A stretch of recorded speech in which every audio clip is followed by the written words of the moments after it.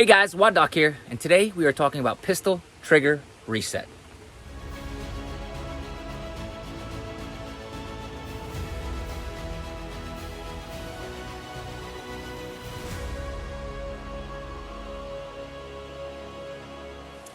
All right, everyone, welcome here on this rainy day, and like I said, today we are talking about trigger reset. It's something that is a fundamental skill, and it's something that will help you so much in your accuracy and overall proficiency in shooting, right?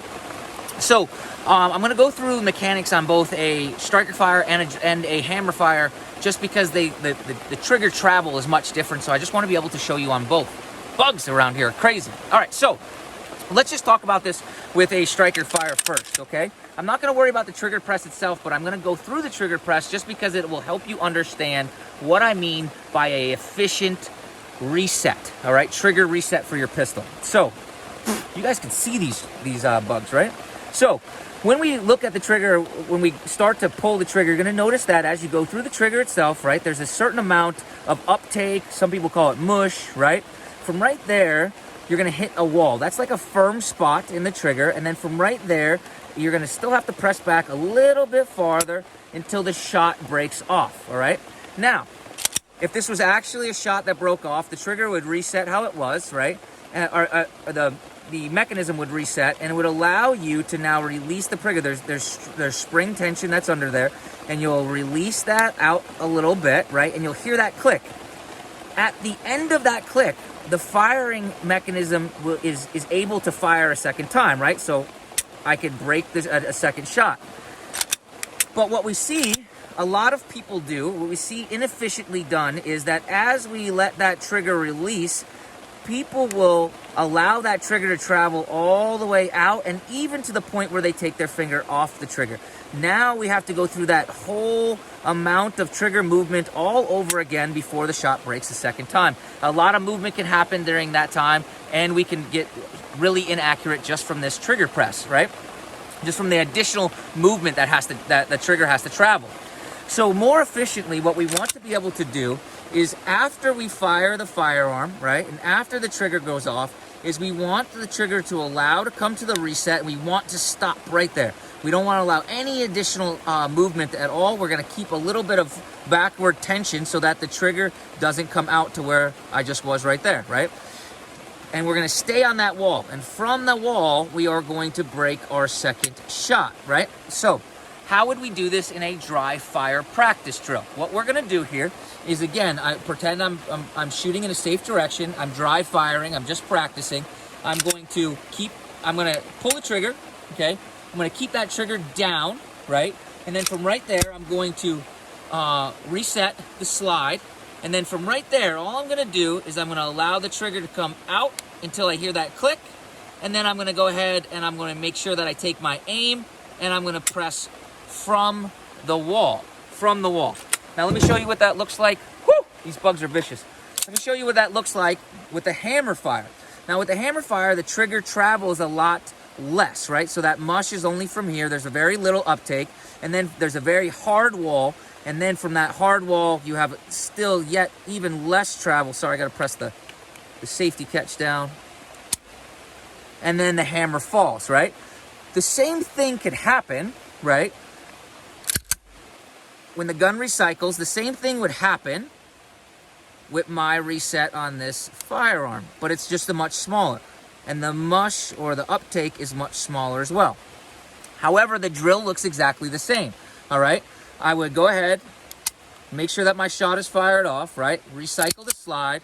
I'm going to now aim at the target, and while aiming at the target, I'm going to just allow just enough until you hear that little click. That trigger resets from right there, and then I'm going to squeeze off a second shot. So let me show you what this would look like if I was facing down range, okay? If I was facing down range, I'm going to go ahead, I'm going to squeeze off my shot, recycle, face down range, allow just a little bit until that reset comes off, hold that trigger right where it is, and fire my second shot. So I'm always firing from the wall. I'll show you with, let me bring that out of the way here. I'll show you with the striker fire gun. Okay? So this is a very easy drill. When I go ahead and I do my dry fire practice, very often I will have the trigger depressed already. I'll recycle the gun. I'll bring myself up.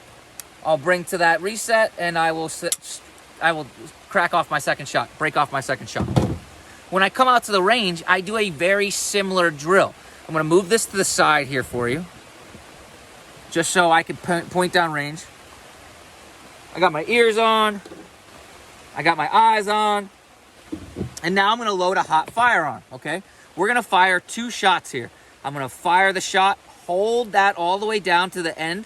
The trigger's all the way depressed, and then I'm just gonna allow the trigger to release just until the break point, and then from the break point, or from the reset, I'm gonna stay on the wall and pull the trigger a second time, both times taking a shot. So we're going live, we're going hot. So from right here, I'm gonna move this down just so you can see. Oh, you can see right there. All right, so here we are. We're gonna take our first shot. We depress our trigger down. Shot's off. Notice how my finger stayed downwards.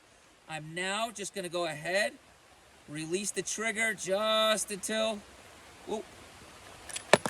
stovepipe, just until the reset happens. And then from right there, I'm gonna squeeze my second shot.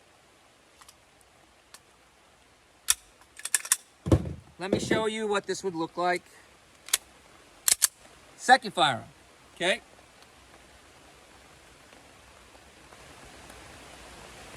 Good, you can see the finger, trigger, pressure, reset, just from the wall, and fire from there, okay? So this is a really simple drill that you're able to do where you could start practicing from the wall. All of those shots, if we can eliminate that extra travel, especially when we talk about striker fire guns, where there's much more of that mush, much more of that uptake, okay? We can get away with it a little bit with that striker fire mechanism, with a hammer fire mechanism, because the trigger travel is much shorter.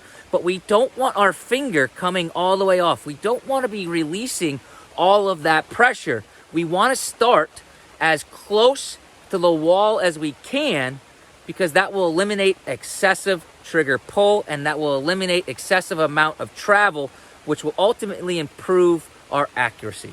Guys, I hope this helps you out. Throw your comments below. I look forward to hearing them. And until next time, we're always here, optimizing function to optimize performance.